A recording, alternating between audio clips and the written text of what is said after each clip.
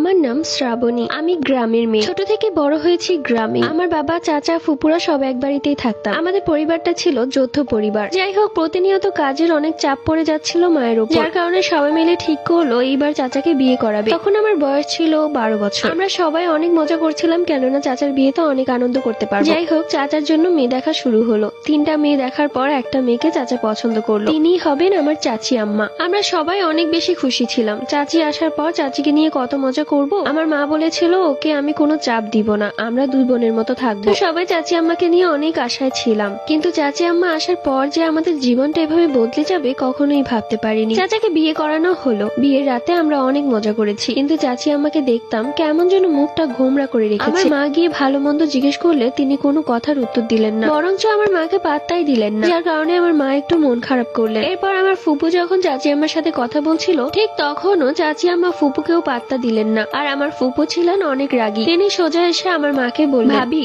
আমার মনে হচ্ছে এই মেয়েকে বিয়ে করিয়ে আনিয়ে ভুল করেছি। এর এত অহংকার, কথাই বলছে না। আমার ছোট ভাইয়ের জীবনটা মনে হয় শেষ হয়ে যাবে। তখন আমার মা ফুপুকে বোঝায় যে নতুন বাড়ি আর নতুন লোকজন, তাই হয়তো কথা বলতে লজ্জা পাচ্ছে। আমিও তো প্রথম দিকে কথা বলতে লজ্জা পেতাম। বিয়ের পরের দিন দুপুর 1টা বেজে গেছে, কিন্তু বড় বউ ঘর থেকে বের হচ্ছে না, যার কারণে আমার মা আমার হাতে নাস্তার প্লেট ধরিয়ে দিয়ে বলল যে তুই গিয়ে দিয়ে আয়। আমিও চাচি আমার ঘরে গেলাম। আমি গিয়ে দেখলাম চাচি আম্মা ঘুরে কি যেন একটা করছে। আমি যাওয়া মাত্রই সে তাড়াহুড়ো করে তার ব্যাগের ভেতর কি যেন একটা ভরে ফেললো। আমি বুঝতে পারলাম না, কিন্তু ছোট মানুষ তো, তাই আগ্রহ একটু বেশি। আমি চাচি আমাকে নাস্তা দিলাম। এরপর তিনি নাস্তা খেতে লাগলেন গেট লাগিয়ে। অন্যদিকে আমার ফুপু খুব রেগে আছে। নতুন বউ এত ভাব কিসের? মুখের ওপর দরজা লাগিয়ে দিল। যখন চাচি আম্মা দরজা লাগাচ্ছিলেন তখন ফুপু বরাবরই বসেছিল, তাই বিষয়টা ফুপুর খারাপ লেগেছে। তখন আমি আমার ফুপুকে গিয়ে বললাম, জানো ফুপু, আমি না দেখেছি চাচি আম্মা কিছু একটা লুকাচ্ছিল। এই কথা শুনে ফুপু ভাবলো যে হয়তো গহনা লুকাচ্ছিল, কিন্তু লুকানোর কি আছে, আমরা কি ওর গহনা নিয়ে নিব নাকি? তো যাই হোক, আমার রাতের বেলা কোনোভাবে ঘুম আসছিল না। আমি মায়ের পাশে বসে জানালা দিয়ে চাঁদের দিকে তাকিয়েছিলাম। হঠাৎ করে আমার চোখ পড়লো বাড়ির উঠানের দিকে। দেখলাম লাল শাড়ি পরে কেউ একজন মাথায় ঘোমটা দিয়ে সামনের দিকে যাচ্ছে। পেছন থেকে দেখতে কিছুটা চাচি আম্মার মতোই দেখাচ্ছিল। তো আমি সাথে সাথে মাকে বললাম, মা দেখো দেখো, ওটা কে?